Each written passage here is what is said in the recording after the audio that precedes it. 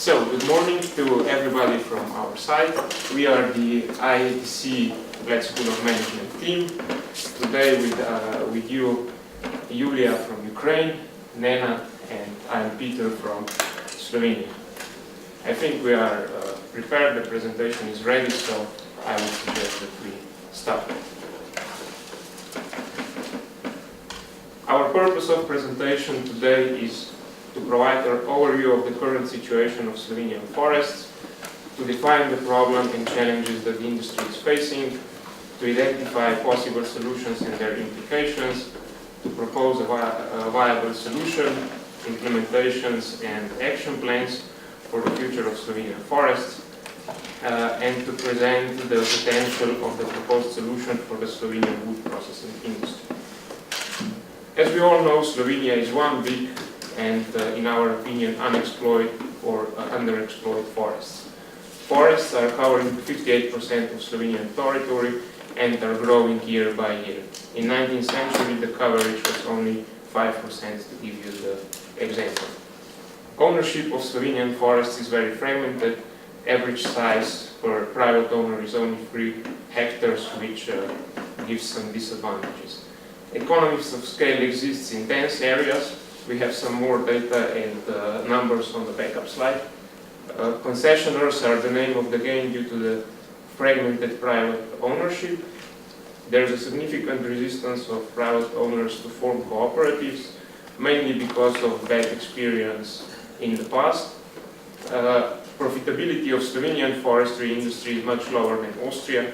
Again, some numbers in backup slides if necessary. And the current situation is that wood is exported to Austria as a commodity or semi-product with lower margins, and then the country imports finalized products where margins are usually higher. The current concession model, in our opinion, is out of date. The forest industry as a whole is not very profitable due to the high costs of materials, services. The concession fee scheme is unclear, which leaves room for accounting manipulation and corruption risk. There is no functioning timber market in Slovenia, which is again lack of organized buyers, additional inhibited by higher prices in Austria, which means export. Private owners, because of the low plot sizes, are reluctant to harvest. High fixed costs are another reason why, and the low returns if harvesting is outsourced. There are private forest owners that can sell timber profitably to Austria. These are mainly bigger farmers with larger plot sizes, and very important, the Farmland and Forest Fund of the Republic of Slovenia, which is managing quite big forest area, is not benefiting from the existing concession scheme. There are hidden profits on the side of concessionaires in the cost of materials and other costs of the income statement. We think that connecting buyers and sellers in Slovenia is a new challenge for our forests.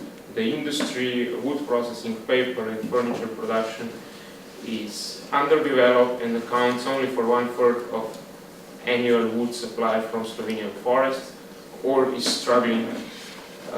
After the dissolution of former Yugoslavia, the industry did not adapt to European standards and competition. This has been happening for the last 20 years or more, and because of the final financial crisis from 2009, many companies ended in insolvency procedures.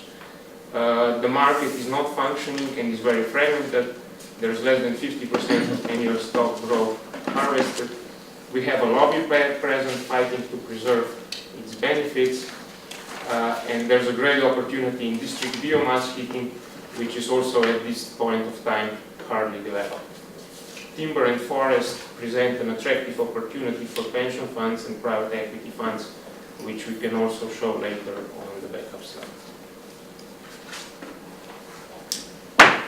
We analyzed several possible solutions, and we would like to present you 3 of them. First of them will be prolonging existing concessions.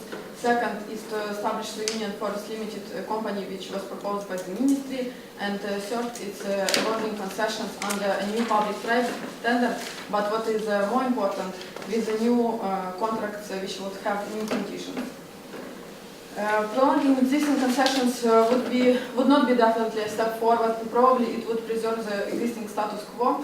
Existing problem would continue in the future with very little benefits to states, for which you could see quantitative analysis in the backup slides. Concessions fees are not determined transparently because they are not revenue-based but profit-based, and there is always the way to hide the profits.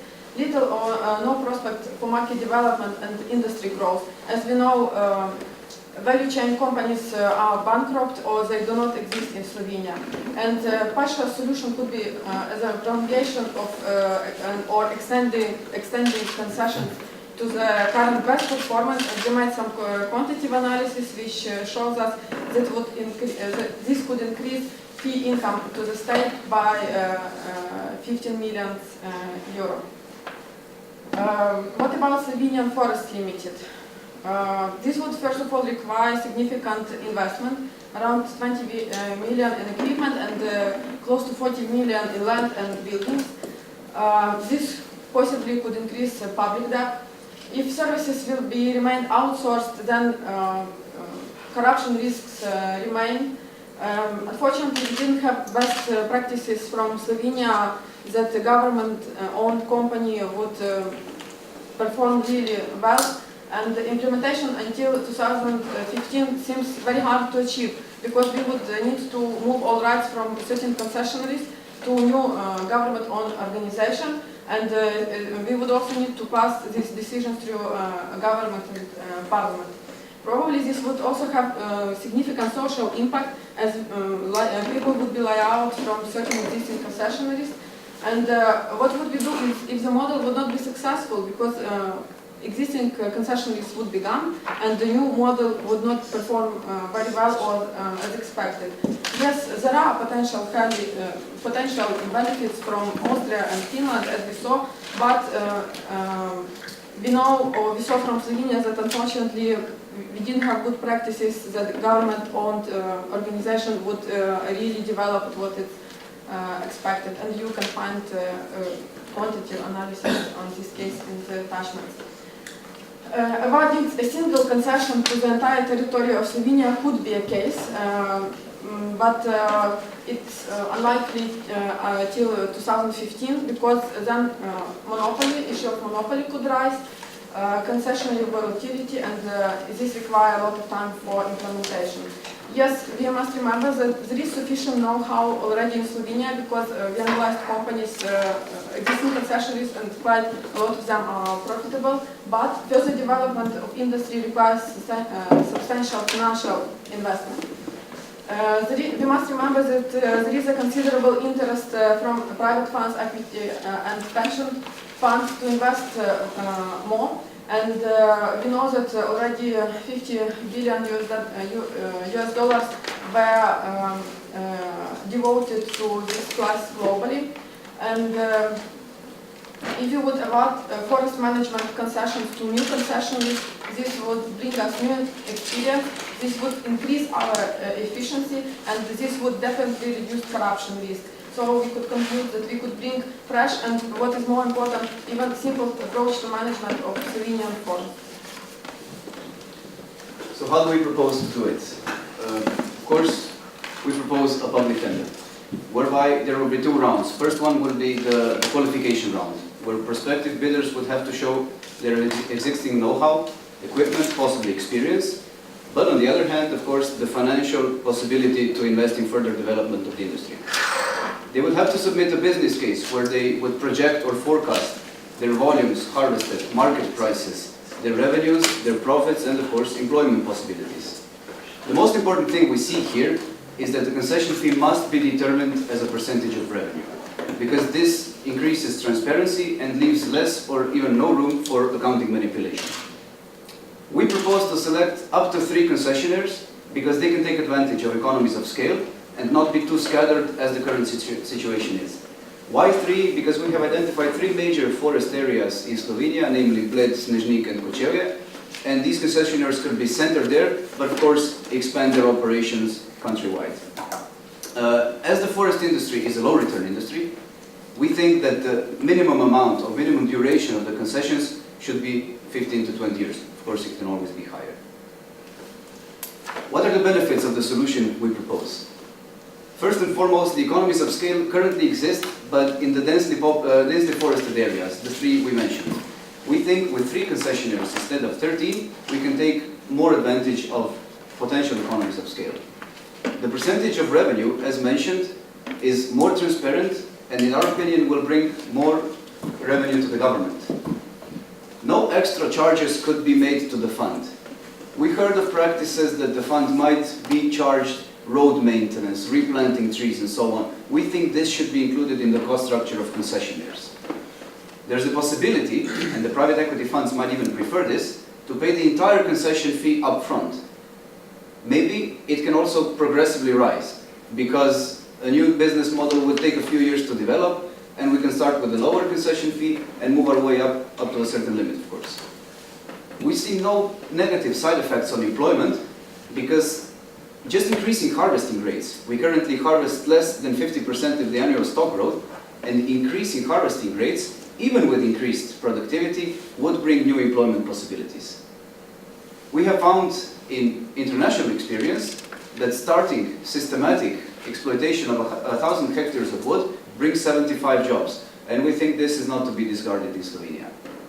Of course, the higher concession fees or concession income for the government can mean, as the minister expressed, that there could be possibility to invest in education, in tourism, in the forest areas.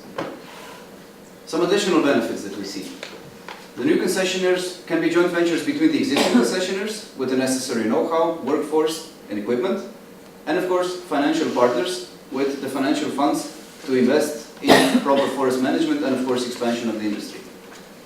There is a significant potential to develop a downstream value chain, starting with wood processing, paper and furniture, but possibly also expanding in district heating and finding synergies with neighboring countries and companies, let's say from Italy, Austria and maybe elsewhere.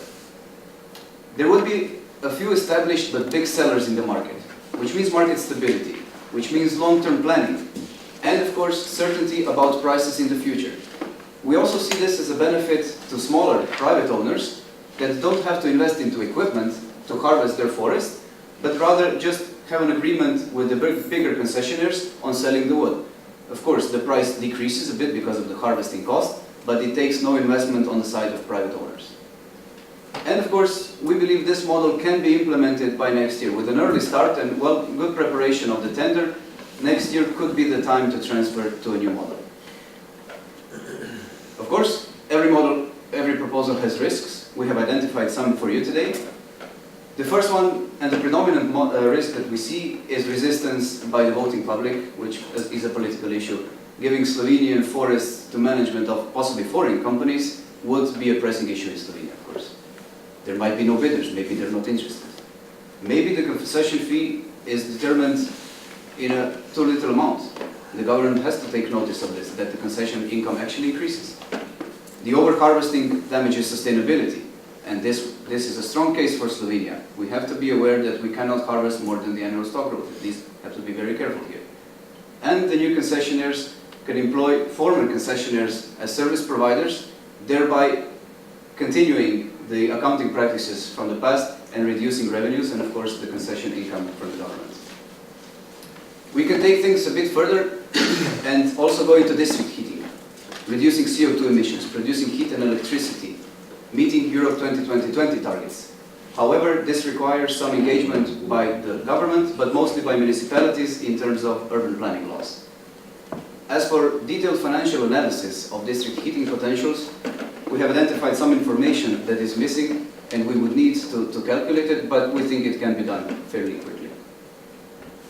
To conclude, the Slovenian forests are facing certain challenges, as is evident from the case. We have identified 3 possible solutions presented today. We think the most viable solution would be to award new concessions to a few concessionaires under new conditions, but predominantly where the concession fee is revenue-based, leaving little or no room for manipulation and increasing transparency. Also with higher harvesting rates, increasing concession fee income for the state. It can also benefit other stakeholders, like railways, the port of Koper. There's an issue of capacity of railways in the port, but we think it can be solved or at least approached. And of course, the downstream value chain model, starting with the wood processing, paper, furniture industry, with district heating, but also expanding possibly elsewhere, as the example of Rico houses shows in Slovenia, construction, we can do it. We think there's a possibility of a win-win situation in Slovenia, and we should take advantage of it. We have a lot of woods, they're even growing, and we could use them to the economic benefit of the state. Thank you.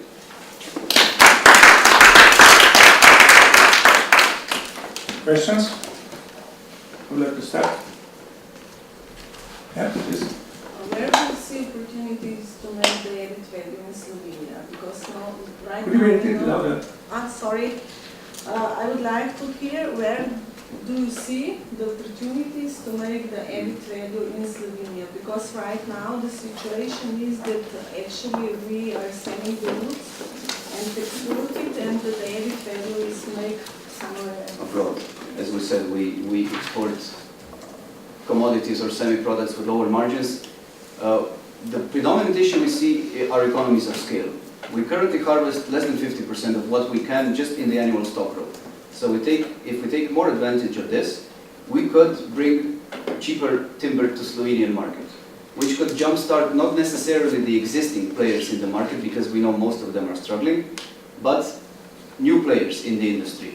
So forming a wood processing industry, paper industry, also paper industry combined in district heating, which means that we can provide heat as one of the most important sources for the paper industry, and slowly starting there. The government might use the concession fee income for generating some startups, for some subsidies, of course, under EU rules, but there is potential here. It doesn't come overnight, though.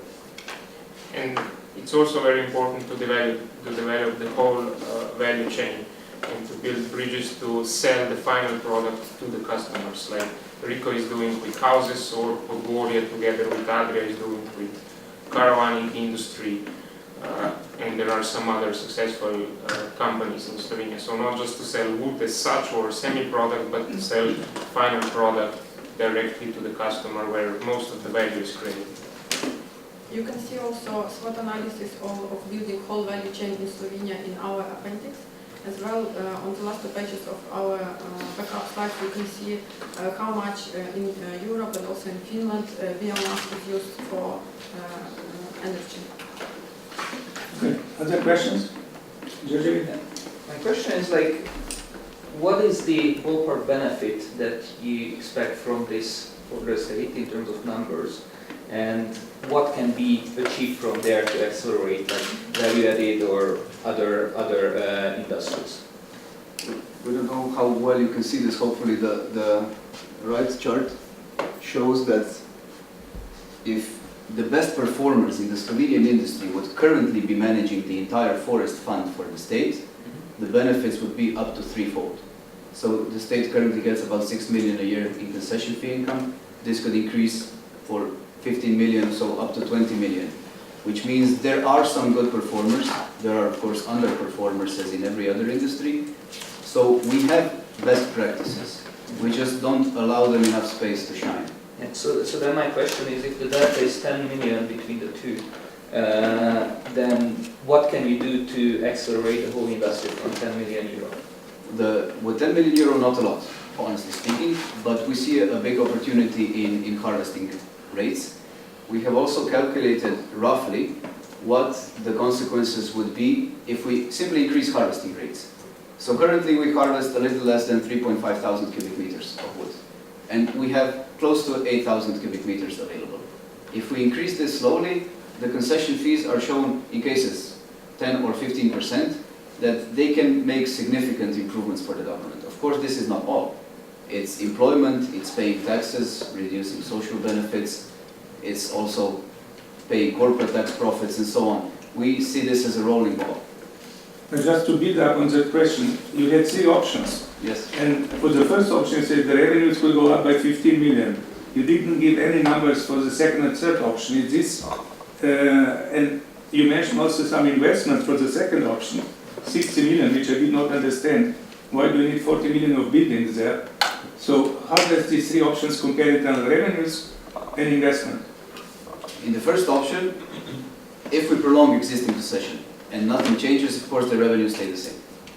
If we give the concessions to current best performers, the revenues could be increased as shown, just a minute, here.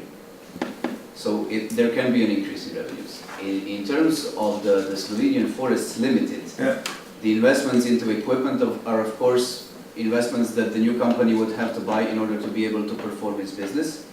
In terms of lands and buildings, this is roughly the sum of lands and buildings of current concessionaires. Of course, there can be optimizations, but in financial figures, we discarded the investments into working capital, at least initially. In terms of revenue, we're not sure on how good the company will perform. It's basically pure speculation. If it performs as it is now, there are risks that it's managed poorly. Based on previous experience in Slovenia, we're skeptical that this model could work. And in the third model, we see an opportunity starting with greater harvesting rates and then downstream expansion of the industry. And how much what would be the increase of revenue? I don't know. Here in the initial stages The where we only take a look at greater harvesting rates up to from 6 million to up to 20 million. But this is an almost immediate effect which can be done in a year or two. Okay. Yes, Mr. Raj. What kind of investments need 15 to 20 years to have a guarantee for their return? What do you have in mind with these investments? You mean the investments by the new concessionaires? Yeah. We think that the current equipment is, not that it's not modern, it might not be sufficient. If we want to increase harvesting rates and of course wood production, increasing productivity might not be enough. So we would need additional capital simply to buy equipment, of course to hire additional workforce and so on. So this would be the first step. I would like to add to previous question regarding revenues. We tried to estimate what should be percent of revenue as a commission. We tried to see some cases from abroad. Because we had limited time, it's quite hard to find sufficient numbers. That's why we show you our logic of calculation. But basically any percent can be applied and then we could see what would be the revenue. We just show you, let's say, two basic examples, 10 and 15%, but we can develop this further by supporting this calculation with additional calculation. Yeah. I have a question. What is your opinion of the three concessionaires in the new system? Would they be privately owned companies or state-owned companies? Given the financial firepower that is requested here, we think we don't identify any state-owned companies that would be able to jump into this. The existing concessionaires could provide know-how, but any new investors would likely be private. Maybe even foreign, also domestically possible, but likely private because of the requested investments. There's also the ever-pressing issue of EU regulations and state aid. So if the state starts performing a business which could otherwise be performed in the open market, the EU Commission might have a problem with that. Okay. Yeah, you mentioned in one of your slides the connecting buyers and sellers of timber. Do you have any concrete proposals what you can do on the buyer side? Did you think of any model that, let's say, the wood industry would, how the wood industry could benefit, or how it could stimulate the wood industry to buy Slovenian timber? Well, first off, it's stable supply. It's stable and productive supply. We think with increased productivity, or at least harvesting rates, it might make a downward pressure on prices, which makes it more attractive for possible buyers to buy. In terms of the new concessionaires and their long-term planning, they can only also be long-term agreements with the necessary guarantees that the wood will actually be delivered. So it gives them stability to plan their production and of course to plan their sales for years in advance. I would like to add that from the case and from industry we learned that now current problem is that there are many little sellers and buyers and they don't find each other on the market because it's everything so much fragmented. With three bigger players and much bigger volumes, we can have better results and it will be much easier to find a client to buy our wood.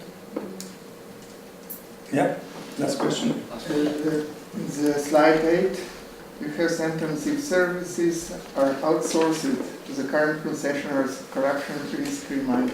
Why do you think that the new concessionaire, the risk will be less? One possibility to reduce risk is if they pay the concession fee up front, they have an interest to earn some money to generate returns on their investments. The other thing is that corruption risks, in our opinion, arise from the non-transparent determination of the concession fee. There seems to be a system, but it's fairly provisional, so there's some improvisation in our opinion. If the concession fees are revenue-based, the cost structure is the problem of the concessionaire, because currently the ministry deals with the cost structure. I think the time is over. Thank you very much.